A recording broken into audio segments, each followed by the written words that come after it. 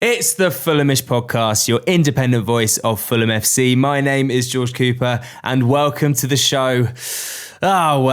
Somewhat predictably, Bournemouth's 6-game winless streak in the league came to an end at the hand of the mighty Whites on Monday night.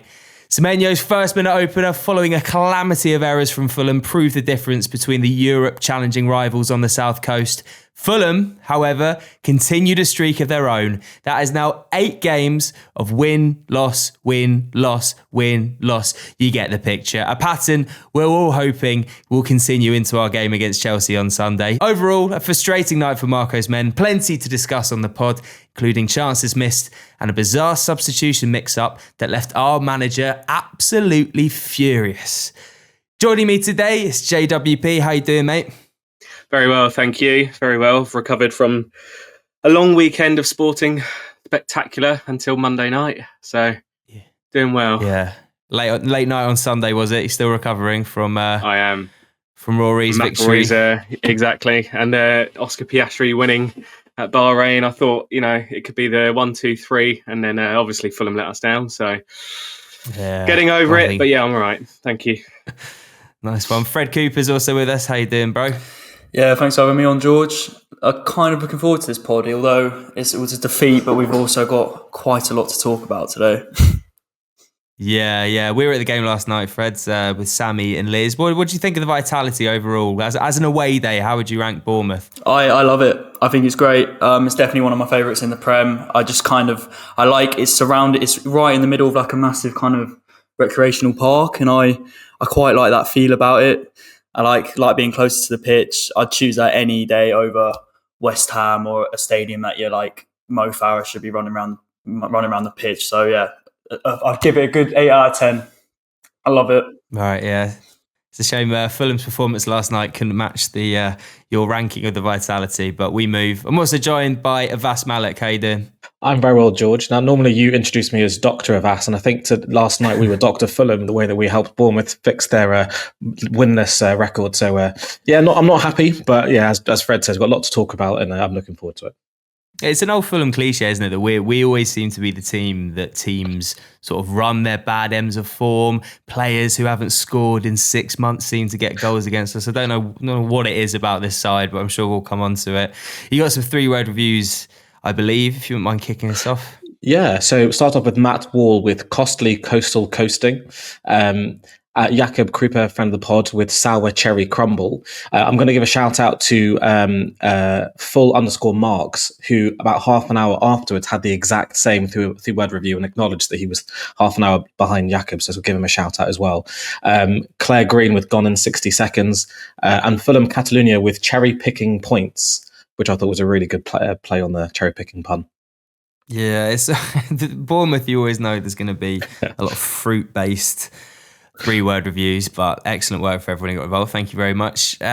Jordan, that was Bournemouth's first win since January the 25th. Doesn't get much more Fulhamish than that, does it? I feel like we're glitching. Like how often do we find ourselves in this pattern of exciting win, we're making Europe, and then it's followed by a sobering loss, shall we say. We're just consistently inconsistent, which is the phrase which is getting bounded around a lot. As we proved against Liverpool, we are capable of beating absolutely anyone on our day. But Jordan, what is it about this Fulham side that means that we just struggle to put a string of results together and build on that momentum, Well, Liverpool, you saw, I think we were first to every second ball.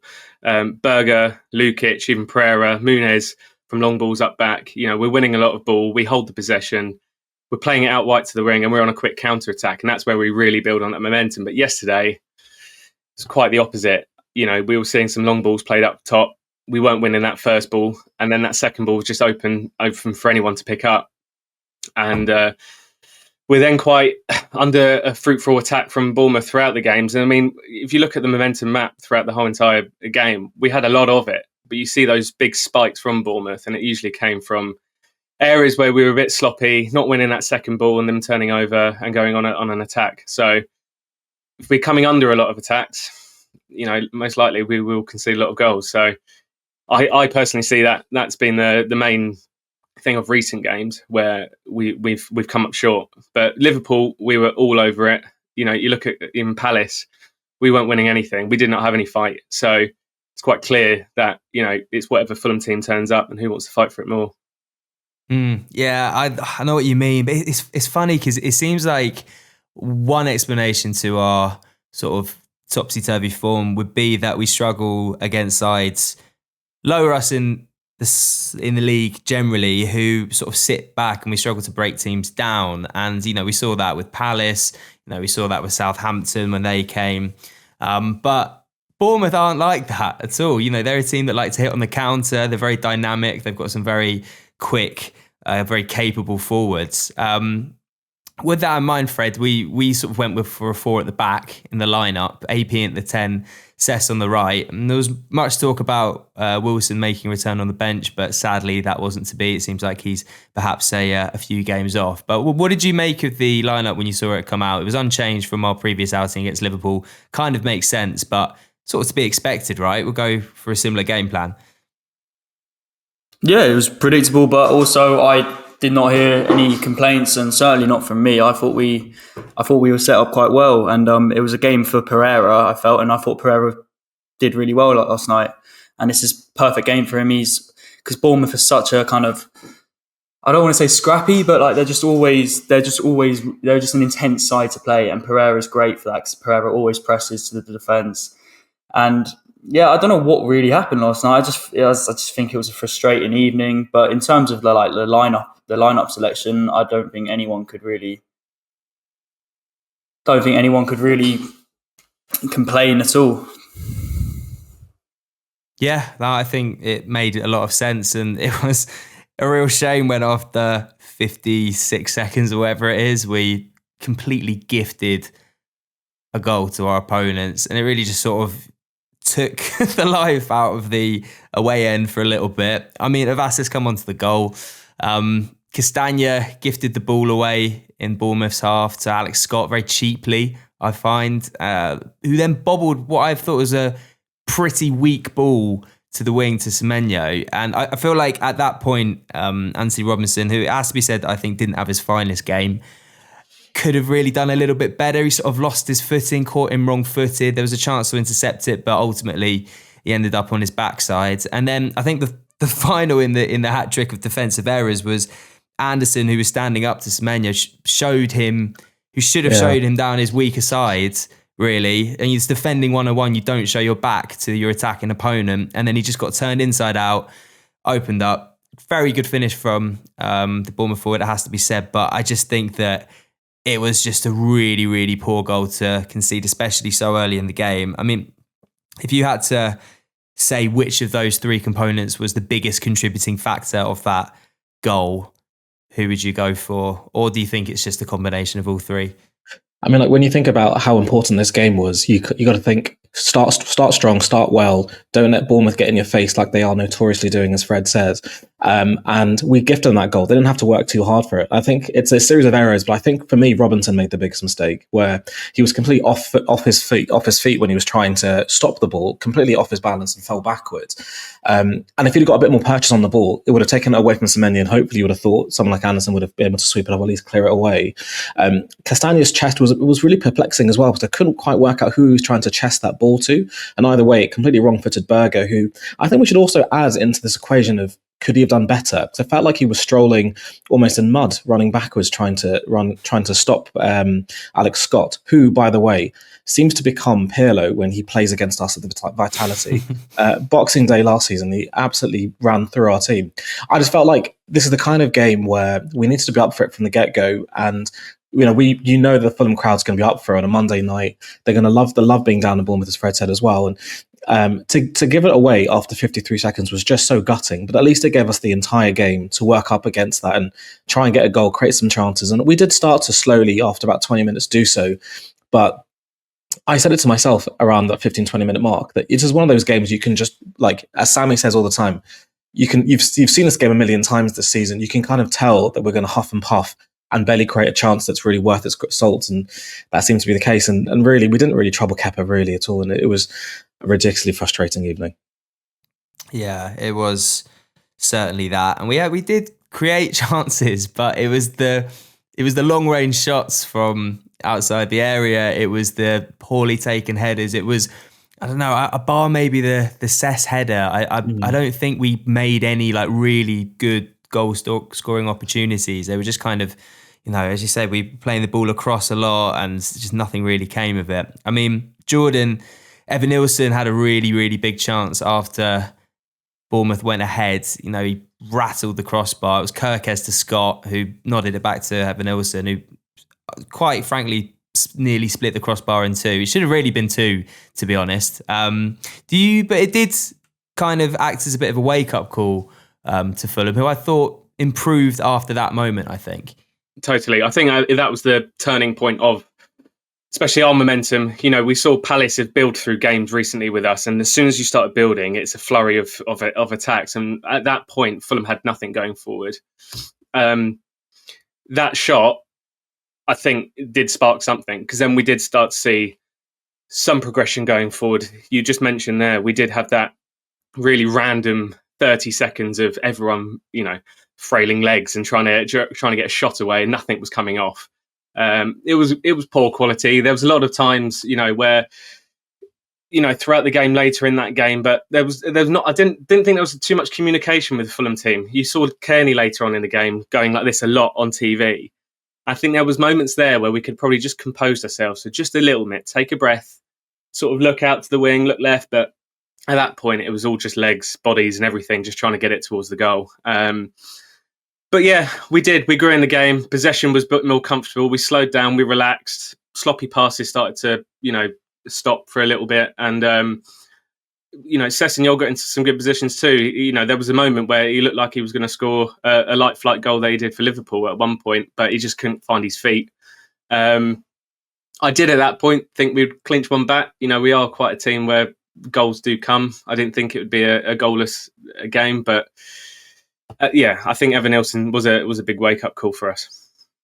Yeah, I think it should have been the thing to really kick us on, and it definitely gave us a kick up the backside. But as you said, Jordan, there was a lot of sort of chaotic. We had various points in the first half in particular where we just seemed to have no real shape, and it was just sort of a bit of a Hail Mary, throw everyone forward. One chance that we did have, Fred, was when Muniz got put through on goal. There was a bit of a defensive mix-up, sort of primarily from Dean House and from Bournemouth, who dispossessed. Muniz was through on goal. He got kind of forced a little bit out to the right. You think he's going to glance that across the face of goal and hit the far post, but I don't know. Do you feel like he should have done better, or was this a bit of a half chance in your opinion? I think it was a bit of a half chance, to be brutally honest. I mean, he did well to kind of get away from Heisen, I thought, and he gets himself in a decent position. He just drags it wide with his right foot. You can see everyone knows what he's trying to do, but he didn't really get a sniff after that, to be honest, Muniz. And I thought personally he got hooked quite early for my liking. I thought if he has a chance, and he can always nick one. But for that chance, I to be honest, I was amazed. I thought Heisen was going to catch him up. I thought both defenders were going to catch him. So in order for him to even get a shot away, I was pretty impressed. But I don't think it was the biggest chance we had that evening. I think Semeny's chance was a much bigger opportunity, and I think he has to be scoring that, unfortunately. Yeah, let's come on to the Sess chance of us. It was a really beautiful ball from Iwobi, who picked out Semenyo, the far right post, who, I don't know, it was so frustrating because of all of our players on the pitch, you kind of want that opportunity to fall to Sess, and you just think if he has a little bit more composure and heads that across the face of goal, then he's got so much to aim for, and Kepa's only...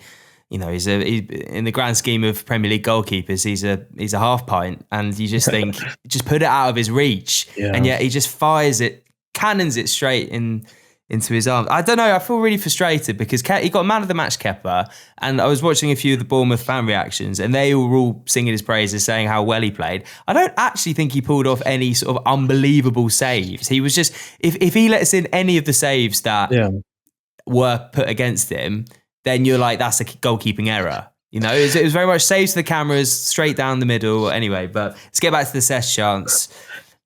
That he's got to be scoring that. Yeah, I mean, first of all, that's like Kepa had like catching practice all evening. They didn't do anything spectacular that warranted man of the match, and that just adds to my ill feeling about Bournemouth being massively tin pot. But we'll get onto that a bit later. Sess should have scored that goal. I think he watched Iwobi float that from the moment it came off his boot. So he watched that flight all the way onto his head, and yeah, as you say, I don't think Sess is the most confident with his head, but from within the 6-yard box, you've got to go opposite corner, and as you say, the vast majority of the goal was there to knock that into. But I also got to say that Muniz had a chance from a corner in the first half as well that I think he should have done a lot better with. So Pereira put a corner from the far side, as you were from where you'd be in the away end, went to the far corner, and Muniz had run round the back and had a free header, and he headed it straight to the keeper as well. And I think those two chances, if we'd have tucked one away, I think we could have got that momentum into the second half and really run with it. But as much as I would have loved Sess to be on the ends of that cross, I think from a header perspective, I don't think he's the most confident. I didn't watch that and think, oh yeah, Sess is going to score. I don't think I've really seen him score many goals from his head with his head that I can recall. So yeah, I mean, trying to think whether he had time to take it down, but no, I don't think he did. I just think if that had been Muniz, that would have been a goal. And it's just a shame that Sess didn't get the right purchase on it. But you know what? It was at that stage we think, okay, we're starting to create chances. We're trying to be less sloppy, more decisive with our decision making. It's just a shame that we didn't tuck away one of those chances. It was a game that was crying out for that moment where the momentum switched. Right, we were trying, but just couldn't ultimately get the goal. Another potential turning point in the game, Jordan, was a potential red card shout, a challenge on Senesi on Andersen. VAR looked at it. It was given as a yellow. I believe the terminology used was it was a glancing late challenge, which I don't know how the level of the impact should have any sort of say on whether or not it was a red. I mean, it didn't even show it on the Sky Sports highlights. I had to do a bit of digging around. I don't know. For me, I'd love to have seen it given, but I think it would have been soft. What's your opinion? Yeah. Watching it at home, was it a red? I think it was a yellow. I mean, it's clumsy. It's a little bit, with force, but nothing entirely reckless. I just think with Andersen's reaction, it was sore. It was a stud against the ankle. I think we've all had that playing football. They bruise. They're painful to run off. But I mean, I think even Sammy said it. He thought it was more of a dive from Andersen than anything. But there was definitely contact. But what really was a bit of an issue from that, it was, I think, Andersen's frustration that nothing more was given, and then him being slightly out of position led to something pretty substantial about 30 seconds later with him not tracking back. So these things happen with Fulham. Players do go down. They make a big huff and a fuss of all of it, and play moves on quite quickly after, and we get ourselves into danger. But no, it was a solid yellow card for me. I've got no complaints. Fair enough. Can I put my complaint in? I think that was a red card. I was here on the pod for the home game against Bournemouth when Ryan Christie should have been sent off for an insane tackle on Anthony Robinson. And obviously that was a lot more with more force and a lot more intent. I just don't see how he has his in the Senesi tackle, how he's in control. So he's trying to block Andersen clearing the ball, and he obviously is late. He goes studs into his ankle above the height of the ball. I don't understand what's the criteria from that not being a red card.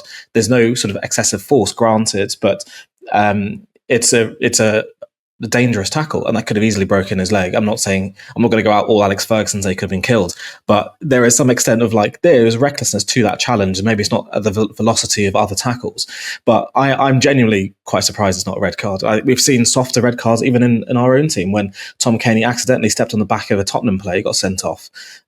So how that wasn't a red card, based on their consistency, it really, really frustrates me. And I think their kind of explanations are just laughable, just like last week's coming together for the Pereira penalty against Liverpool. These kind of explanations are just not doing them any favours. They're making them look more stupid by the minute. But no, I personally watched that, granted from my TV screen. I thought it was a red card, and I'm a bit surprised. I think that's the issue, though, is it is consistency. Because you remember Lewis Skelly's red card not too recently, slightly outside his box. it was minimal contact, brought the player down and saw red straight away. And, once you start building a catalogue of these red cards given that are, quite weak red cards being given, I think there should be part of that an catalogue, argument right? for everything. Exactly. They shouldn't be. But if you've got to then just look at, a different referees looks at this exact, situation here. My dad's a referee sat next to me. Weirdly, we have a lot of arguments and disagreements, and at Fulham, he usually is singing the referees there, So, he's one to say, but, we discussed it, and, it is that force and that the way that he's gone into Andersen. It's, he's won marginally a bit of the ball, had a slight contact to his ankle. But the fact that Senesi got taken off at half time speaks volumes for the fact they thought he got away with it as well. Because on a booking, having to probably play the second half, trying to not do not similar tackles, but enough to get another booking. I think they were quite. But we do the sort of similar thing with Lukic, don't we? Because he's one I player don't to run blame in.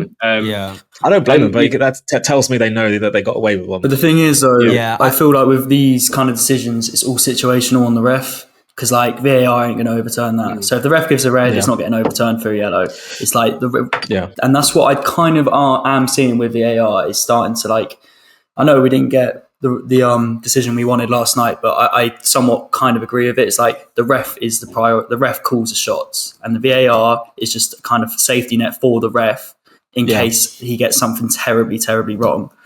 So it's I think it was an orange.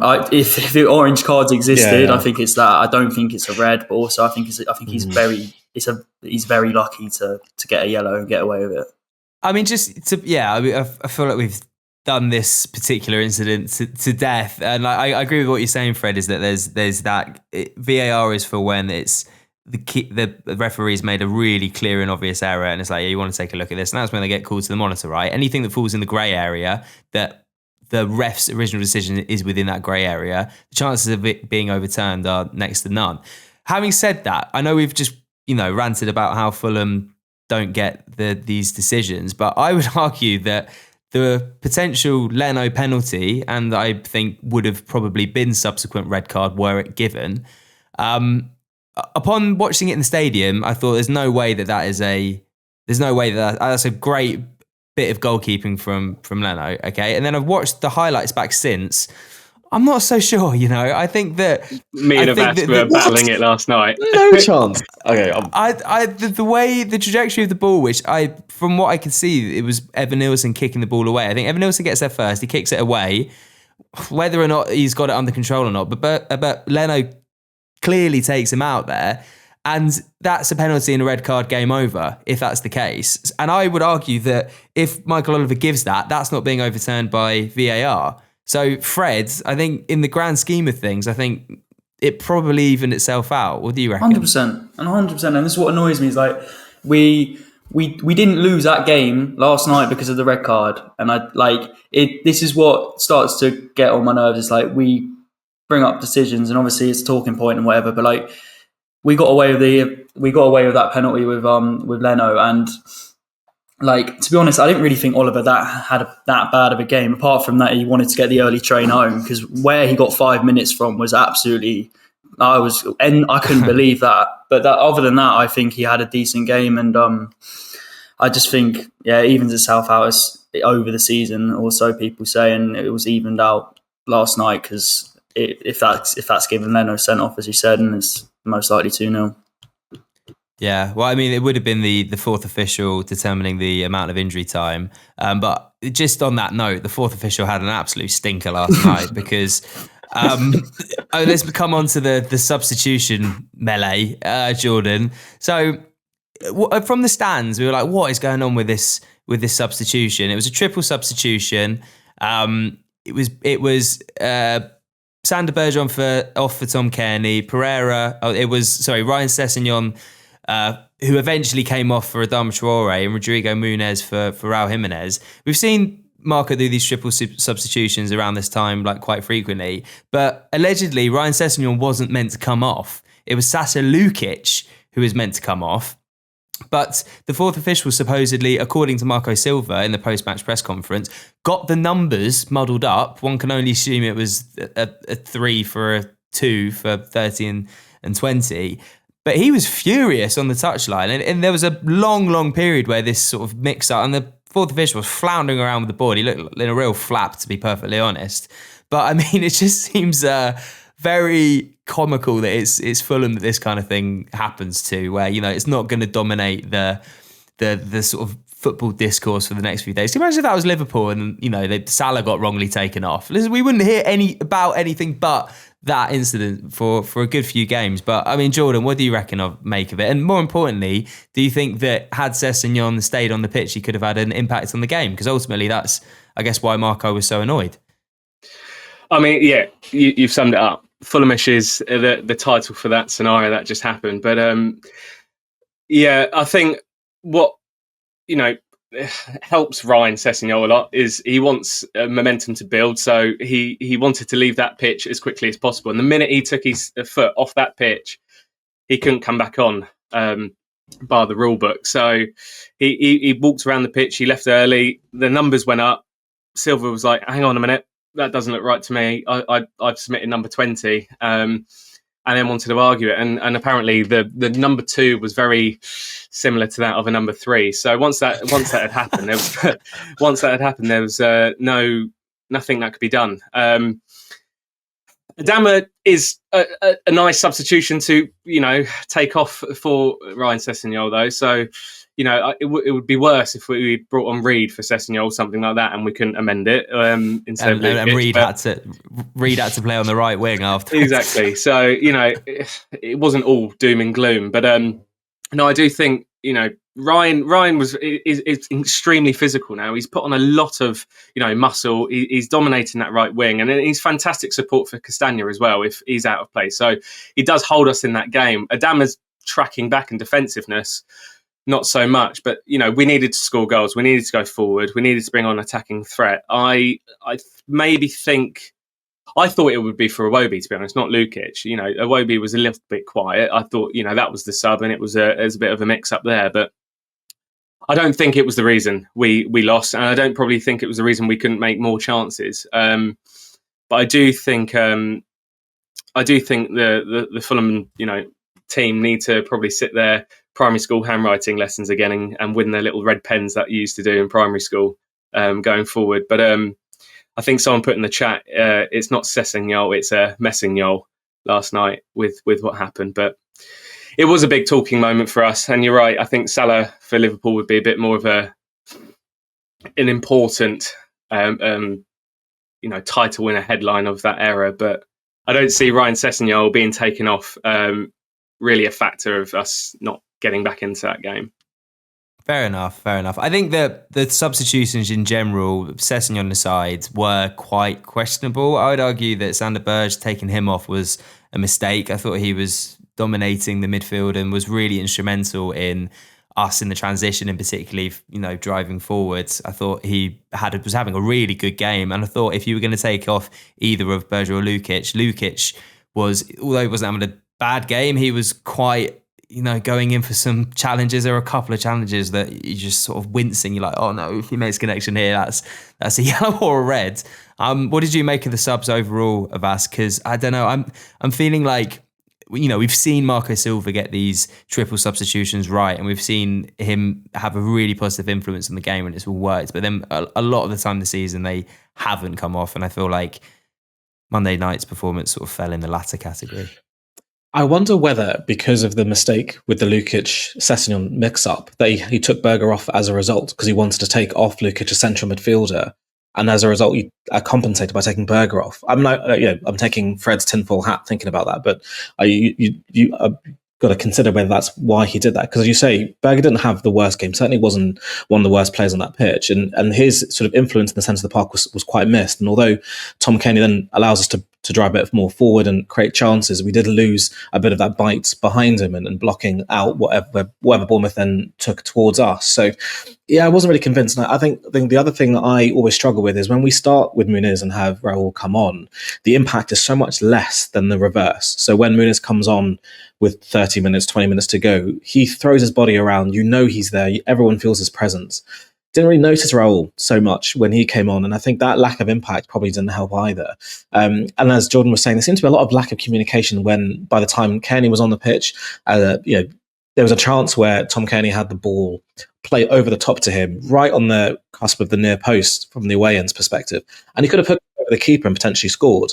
And he tried to cross it instead, and he was then like looking around for more communication, and the whole vibe seemed to be off, and our passing remained sloppy. There was that 5-minute period where Robertson controlled the ball off the pitch, Iwobi couldn't control the ball, Adama couldn't control the ball. It was starting to become rather frustrating, and I've got to like stick my hand up for ESR. Although he has become quite a scapegoat for this team, he coming on didn't negatively influence that game. He wasn't the reason why we also struggled to create chances, and I think there were plenty of players who should have stuck their neck on the line more than he did. And I thought he was better, certainly not £35 million worth, but he was better than what we have seen of him. And I think he is a real source of frustration for this team, because you think you're throwing him on to create chances, to be that driving spark that we are sorely lacking in this team in the centre of the park. And he just isn't it at the moment. And I think Marco's got a big job in his hands this summer to work out how we get the best out of him and work the team around him, and who we sign to get the best out of players like him, because we need to create a spark in the centre of the park, because at the moment we have absolutely nothing, and we become far too predictable as a result. Just to your point on ESR, I agree he didn't have a negative impact, but for the price tag that he's got, bringing him on in the circumstances in which he came on the 69th minute for Pereira, and I thought Pereira was having a good game. I thought he looked really live. I thought it was the perfect game for Pereira, really.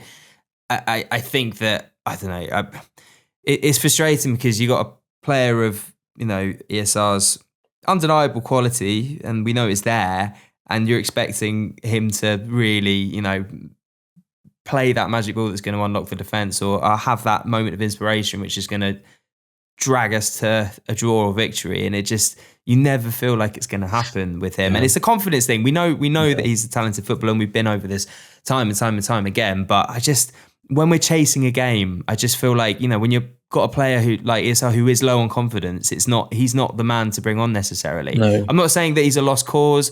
I'm sure that we will get the best out of him. I sat here on this podcast and said that I didn't think Raul Jimenez, had anything left in him last year, and now look at him. He's a very important member of this side, and I don't know. I feel like it is going to come, and I've got every faith that Marco will get the best out of ESR, and I feel like we need to show him a bit of love as a fan base where possible. But at the same time, when we're chasing a game, I really don't think it's the time to bring him on at the moment anyway. It's the characteristics of Fulham and the way we play. We're not a direct, funnel down the middle team. If we did play like that, how many chances could Berger or Lukic rack up? Berger's a fantastic long ball striker, and we haven't really seen any, result on that this season. The ball usually gets taken in that midfield, and it's looked out wide. And when Smith Rowe is playing that central role, that ball is then sent out right, and he can't, he's not there to turn an attack on goal, which I think, would be a way that he would succeed for Fulham. But he needs that support in that position, and support going forward, because the risk with us is if we do turn over that ball, it's then all wide open again in the middle. So it's the way that Marco's played. We've played it for 3-4 seasons now. When Willian was with us 2 seasons ago, he was fantastic on the wing, bringing it out, cutting through, crossing it over. And we're still trying to play that way of football. Sadly, we don't have, Mitro, someone in the middle to head them in, but we're still playing that way. So there's probably some discussion, probably in transfer window, of what can be done to support Smith Rowe in that way. Or, I don't think we're going to be changing the Marco way of Fulham, though. Part of the problem at the moment is that because we have Lukic and Berger who are relatively deep in where their starting positions are, someone like Pereira has to come deep, or ESR has to come deep to get the ball to start driving the attacks. So if he's starting that from, say, the centre circle or our part of the centre circle, he's got a lot of room to work with to try and create space. That's really hard to be creative in that section of the pitch. There needs to be a third upwards to do that. And I think that comes from the setup that we have, that we want to be more compact and not concede goals first, and then from there build on what we can. And so if you're having someone like AP or ESR building up from that centre circle, he's going to knock it wide and run upwards to try and create some space and create like a chance. But AP has no attacking output bar set pieces, and ESR runs at second gear at best of times. And so we funnel things to both widths. And as you say, someone like Berger, who, if he was encouraged to run with the ball and be that box-to-box player, would open up so much for this team. And that goal against Liverpool really, really showed that and highlighted it. And I think that's where we've got to dip into the market and get someone who's box-to-box, because I think it'll allow AP and ESR's responsibilities to be far less defensive or far less deep to collect the ball and start doing some work and see where we go from there, really. But there are rumours that Polina is back on the market. Might dip into him and make Berger that box to box. Who knows? Who knows? Yeah, I don't know. It was just an overall frustrating game because whilst Fulham, it wasn't our finest display of the year. It certainly wasn't our worst. There were a lot of positives to be had from the game.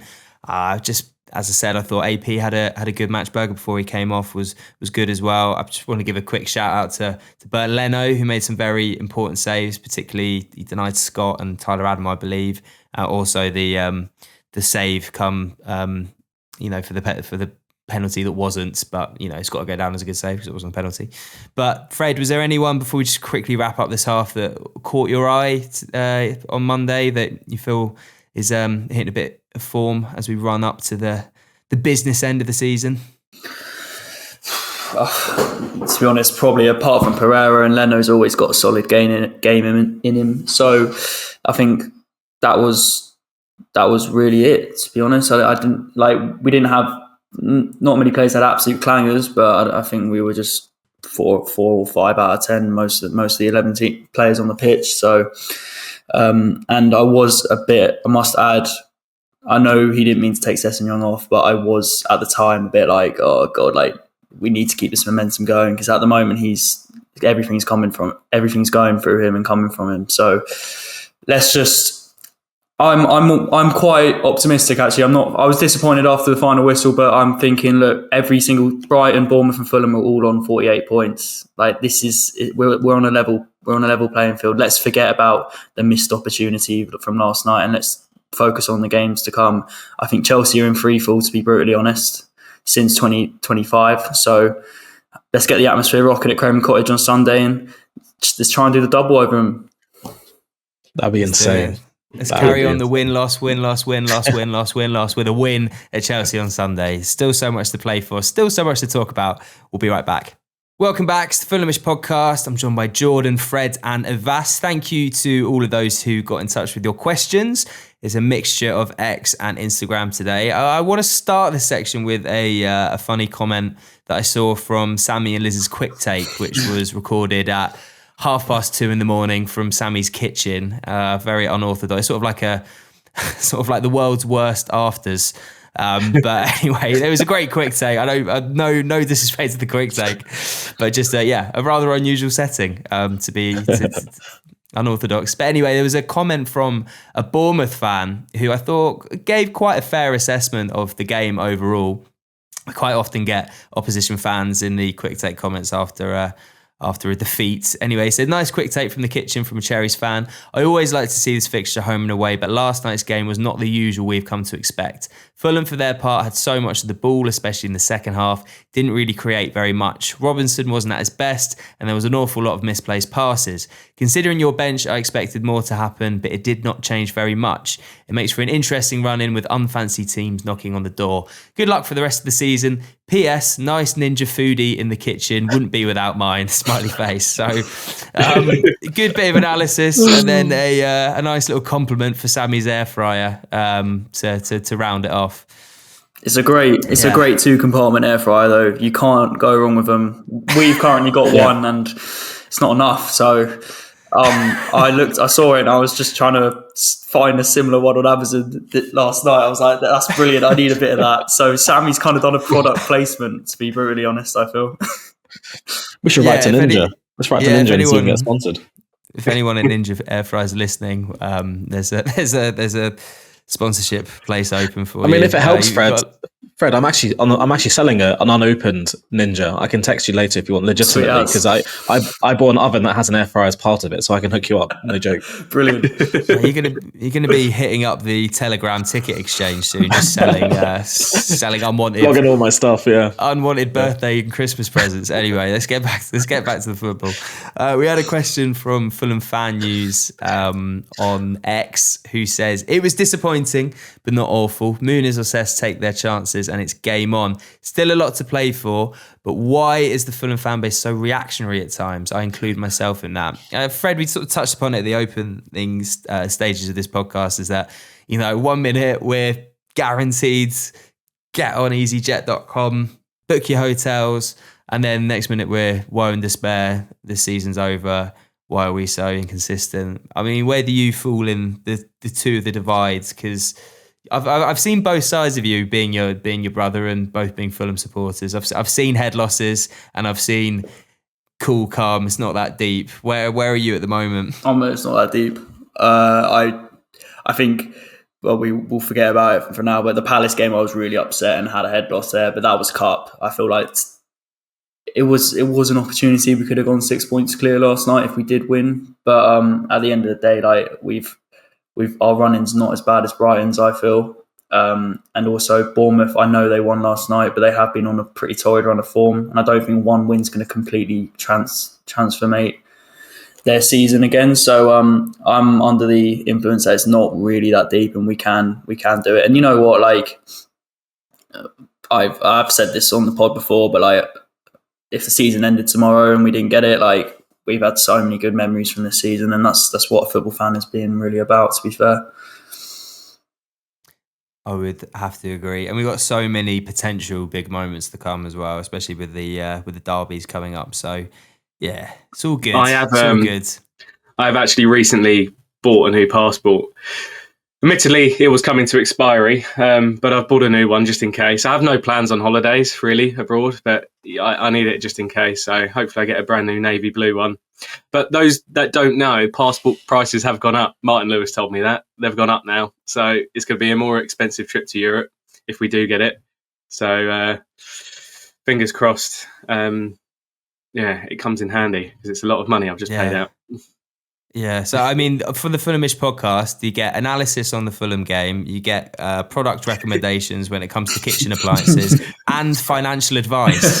This is the place to be if ever there was any more reason to listen to this podcast. We'll go back to the first mentioned sort of offering, which is the football. Dara Red asks Avais, was last night an elaborate plot to convince Liverpool to buy Kerkez instead of Robinson? It has to be said, he was very good down that left-hand side. He put the ball in, which ultimately ended up falling to Evan Nilsson when he hit the post, and did cause us all manners of issues. Is there something in that, do you think? I think Robinson was probably part of that because he didn't have the best of games either, so it was more of a yin-yang situation. Yeah, I think Kerkez had to make up for the fact that Tim Castagna absolutely bodied him in the home fixture when he made him do the split. So I think he had to make up for it. And he put in, to be fair, Kerkez is a great left back, and I'm more than happy for both him and Areola to have the spotlight and get poached by whatever teams are sniffing around, so that they leave our boys alone. So there's quite a few players in that Bournemouth team, quite honestly, that are good quality players, and some that weren't even playing, like Cliver, who should be a Fulham player, quite frankly. Fair play. Hope they do well so that they can get all their players poached and they finish 17th next season. Yeah, and perhaps it was a sort of elaborate plot for Marco Silva not to be poached by Tottenham and instead Areola go over there. I don't know. We're all getting a little bit deep with it. Fred, you said as we were driving back home yesterday that you feel like man for man, Bournemouth actually have a stronger squad than Fulham, and that's something to be considered. Do you sort of stand by that? Was that a heat in the moment comment? No, I completely stand by that. I think they're a stronger side. I think you look at, apart from the goalkeeper, Kepa, he's had a tough few years after obviously Chelsea, but I think Leno's a better keeper than him, definitely. But Huijsen, it was his 20th birthday yesterday. Not that I just saw that on Sky. I'm not some weirdo who keeps Bournemouth players' birthdays in my diary, but he's 20. He's great, really, really good defender. And how they got him from Roma last year was just beyond me. I think with Bournemouth their recruitment is exceptional. Like, if Andersen up top, like he came from Porto as well. Like they've recruited really, really strongly. And I think although we've done well since coming up 3 years ago, I do think we have done a bit obvious in buying Smith Rowe, and I don't think we look at Europe that much. And I think we, like, apart from really Polina, we haven't really had like a proper fantastic European buy since.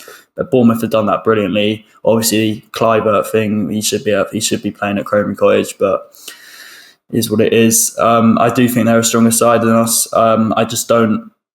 Let's hope we beat them to Europe, really. And I think Avais is completely correct. I think their team's going to get absolutely fleeced in the summer window. Kerkez is going to definitely be a Liverpool player come September, I feel, with Robertson having a really bad decline this season. So, and I'm happy for that because I want to keep Anthony Robinson at Fulham. And I think they're taking us out of the limelight, which I like. And do you know what? I'm all for it. Fair play. It's best to go under the radar and then sneak in at last minute, then get, because it's, it takes the pressure off. Nobody dislikes us nor likes us this year, it seems. And remember that BBC Sport article where they listed the top 10 teams and how they could get what part of Europe, and they conveniently left us out of it, even though we were 8th. And they had to correct the article to put us into it. So, as you say, I'm more than happy to be forgotten about. And then be like, did Fulham also get Conference League? Yeah, we bloody did. And that's how I'd love it to be. And if we can have a season where we don't sell a big player, then we're going to be kicking it next season. Jordan, Ben asks on X, comparing our fixtures with the other teams in the hunt, does anyone think that we're actually in a bad place? Yes, the result last night didn't help, but we never do well against Bournemouth. They just have a number. I still think we get Europe. The team in 6th will drop out. And if you look at the table, team in 6th currently is Chelsea, who we're playing in a couple of weeks' time. I think we're currently 6 points behind them, so we could close that to 3. But they are in free fall at the moment. They're following a draw at home to Ipswich, and I've got a few mates who are Chelsea fans for my sins, and they all say that they fully expect the arse to fall out of the season. So, I don't know, you still hopeful for Europe, Jordan? I am. I'd love conference, of course. We do magical things against teams when the pressure's on, like Chelsea, at Stamford Bridge this year, against Liverpool, Spurs. These big teams, we come up tops on. I think the only one we've got to worry about really is City at the end of the year, because they are finding a little spell right now. But we look at our games, Chelsea, I'd love to get at least a point from Chelsea. I would love a late minute winner again, maybe a random Vinicius appearance again to seal that off. But Southampton away, I can see 3 points there. Villa will be a tough one. Draw at maximum, probably. I'm going to see there. Everton at home, another 3 points. Brentford away, 100% 3 points, and then probably we're going to lose the game to City. But you look at the other teams around us, like Bournemouth and Brighton and Palace, for example, who are in the hunt now, and they've got some really tough fixtures. Bournemouth got to play Palace, are in great form. United maybe could be an easy one, and then they've got Arsenal, Villa, and City. They do finish with Leicester away at home, so they've got a really, really tough run. I think we've just come out the end of our tough run, really, that we've had in late March, early April. But Palace as well, got Arsenal, Forest, and Liverpool to meet. So no one's got an easy run. We're all in the same boat. So I am hopeful. I feel like we've got only City as the biggest threat against us over the next 6 games. I am hopeful, yes, is the answer in long. As I look at the fixtures, I feel we're playing teams, apart from Chelsea, obviously, who are kind of had their seasons of just like Southampton obviously down, Everton are safe. I feel like we do have games, and I do think, apart from the City game, but I do think Europe will be wrapped up on that kind of 5th and 4th place by the time we play City. I think we have probably the best running out of Bournemouth and Brighton. I really do think we have. We just try and get, as Jordan said, get a point at Villa Park. I think that's going to be a really tough game. Don't lose to Brentford, no matter what. We've not even talked about Europe. Just don't lose to them, because it's just a bad thing all in all. But I do think we have the most comfortable fixtures out of the teams playing for 8th place. I just hope it doesn't go down to the last game of the season, though. If it is on that clinch point, I think we've got to pull something out because, we've got City, Brighton have got Spurs, Bournemouth have got Leicester, Brentford have got Wolves. So it'll be a hard day for us to swallow. Do it come down to the last day. All still to play for, though. It's amazing to be this stage in the season and every game feels like it's getting bigger and bigger and bigger, and it's how many times we've seen in recent years the kind of on the beach mentality, and it's certainly not the case this year, which we should be really thankful for. Great. I think that's just about all we've got time for this podcast. I just wanted to, before we end, just mention, it was mentioned by Liz and Sammy in the quick take, a really beautiful moment that we spotted from the stands. Obviously, the Vitality is a very intimate grounds, about 11,000, and one of the best things about it is just your proximity to the pitch. So you can really see the whites of the players' eyes, the expressions on their faces, and there was a bit where Muniz was relatively close to the away end, and he was getting serenaded by the travelling supporters, as you'd expect. And obviously, you may get a little thumbs up or a wave if you're lucky, but Muniz instead tried to resist that. He's in the middle of a game of football. We're chasing a win, chasing a goal. Understandable, but instead, what he did was sing along to the chant, but in a very, very subtle way. And it was only the Vitality that you'd be able to notice this. You could see his mouth moving in a way that he didn't want to be sort of obviously singing along, but it was just a really beautiful moment, I thought. And hats off to Muniz. He continues to be the most adorable footballer that in world football, I think. Can you get more likable than that? Like, he likes his own song. Like, can you get more likable? It's just so adorable, isn't it? Yeah. You imagine, like, so many players must love the songs sung about them. Like, I like, some know that I just had a baby in the last couple of weeks, and I sing Fulham songs to him all the time. And like, I'm enjoying singing them to a little baby who has no idea what's going on. So you can imagine what like Tom Kenny must do to serenade his own kid, singing his own songs and stuff. It must be so cool to do. Like, and it shows Muniz that after all the shit that he went through, going to Middlesbrough of all places, to come back and be our number 9, he's got to love these moments, and all fair play to him. Yeah, I think of all of the players in recent memory, the player who loved this chant the most was Kevin McDonald, and I think those who can remember the lyrics to that chant will understand why. But I'll let you draw that connection. Anyway, I think this is about all we got time for today. What's left to do is name this podcast. Avais, would you like to go for your favourite 3 words? Yeah, I'm going to go with friend of the pod, Jakob's sour cherry crumble. I think it fits us quite rightly, Monday night wise. Cool. Nice one. Well, thank you very much, Avais. Thanks for having me. Jordan, pleasure as always. Thank you very much. Thank you. And thanks, Fred. Thank you, George. Yeah, me and Fred we're both in the same house at the minute. In different rooms. I did ask him whether he wanted to do like a sort of Paul McCartney, George Harrison share a mic situation, and he was like, no, that'd be weird. And I think probably the right call in the end. You should have messed up the squares as well on YouTube, so that's why we decided to do each individual laptops. You should have done the gag where like Fred throws a ball to his left off screen and George catches. That's a great show. Yeah, maybe next time. Anyway, if you wouldn't mind sticking the kettle on Fred, that'd be great. Thanks very much for listening. Be back on Thursday, and have a great week. Big game on Sunday. Let's have it. You whites. Got the whites.